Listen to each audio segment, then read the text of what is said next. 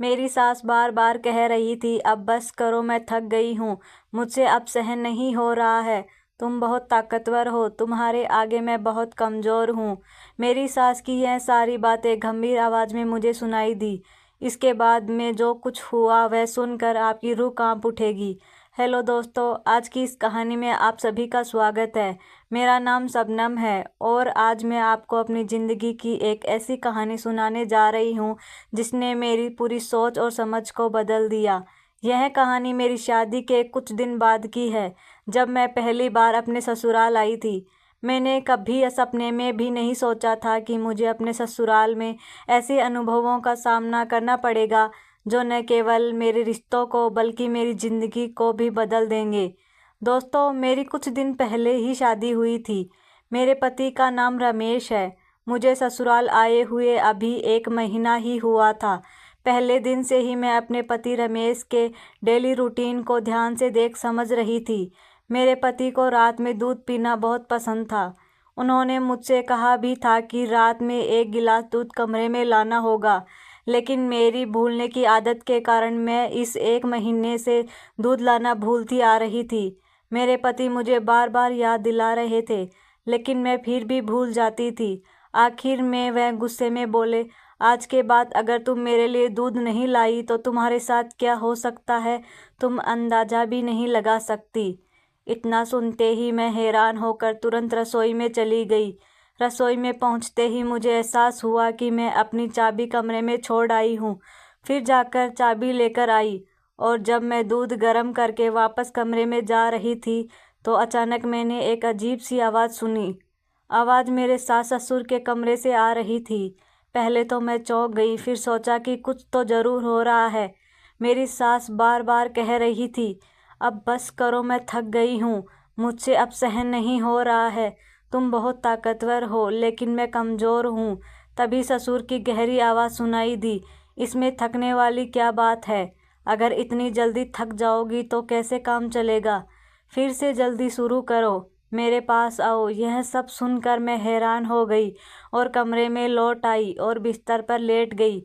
सोते समय मेरे मन में एक ही सवाल था, मेरे ससुर जो देखने में कमज़ोर लगते हैं, वह इस उम्र में भी इतने ताकतवर कैसे हो सकते हैं कि मेरी सास की इतनी तेज़ आवाज़ तक सुनाई दे रही थी, जबकि मेरे पति तो जल्दी थक जाते हैं। यह सब सोचते सोचते मैं सो गई। सुबह जब मैं उठी तो मैंने देखा कि मेरी सास अपने दैनिक कामों में व्यस्त थी और उनका मिजाज बिल्कुल सामान्य था। रात की थकावट का उनके चेहरे पर कोई असर नहीं था। जब मेरे ससुर घर आए तो उन्होंने भी मेरी सास को कमरे में देखकर तसल्ली की। मैंने खाना बना लिया और सास को खाने के लिए बुलाने के लिए कमरे के दरवाजे के पास पहुंची। वहां पहुंचकर मैंने फिर से वही आवाज़ सुनी। सास कह रही थी, मैं थक गई हूँ, अब तो रुक जाओ, मुझे अब सहन नहीं हो रहा है। मैं हैरान होकर वापस रसोई में चली गई और सोचने लगी कि मेरे ससुर ऐसा क्या खाते हैं जो उन्हें इतना ताकतवर बनाता है। कुछ समय बाद मैंने फिर उनके कमरे के पास जाकर सुना तो वही आवाज़ आ रही थी। मुझे लगने लगा कि मेरे ससुर को कोई ऐसी चीज़ का इस्तेमाल करते हैं जो उन्हें इतनी ताकत देता है। मुझे जानना था कि मेरी सास उन्हें क्या देती है। कुछ दिन बीत गए और मुझे पता चला कि मेरे पति रमेश कुछ दिनों के लिए असम जा रहे हैं।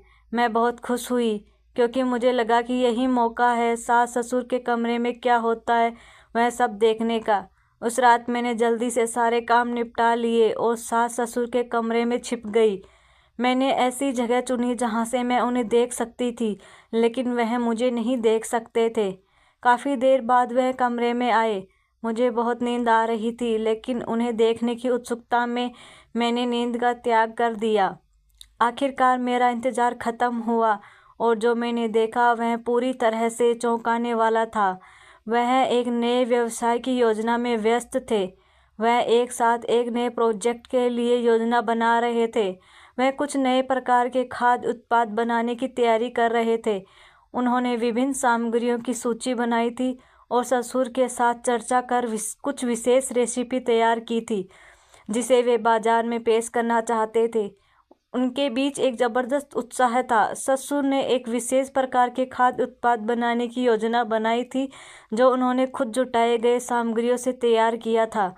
वे खाद्य उत्पादों की पैकेजिंग और प्रचार के लिए योजना बना रहे थे।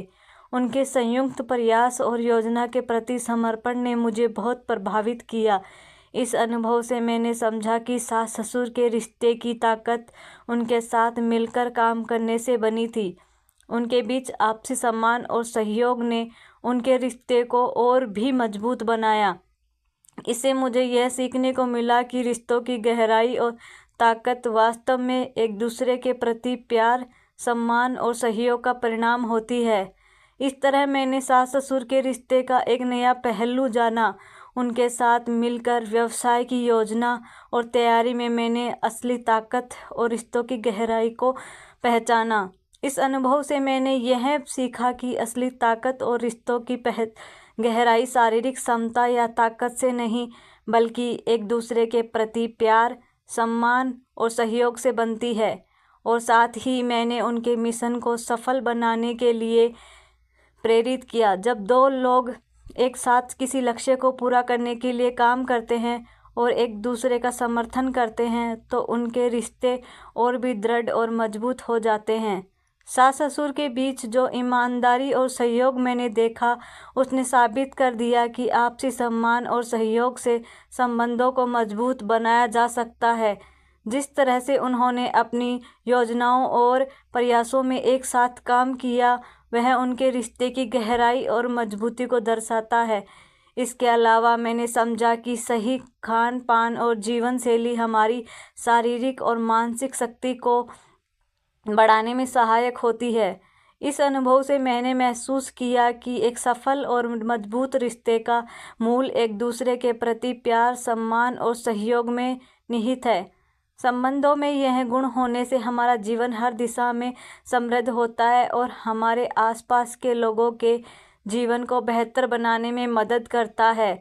इस तरह मैंने सीखा कि आपसी सम्मान, समर्थन और सहयोग से संबंधों को मजबूत बनाया जा सकता है।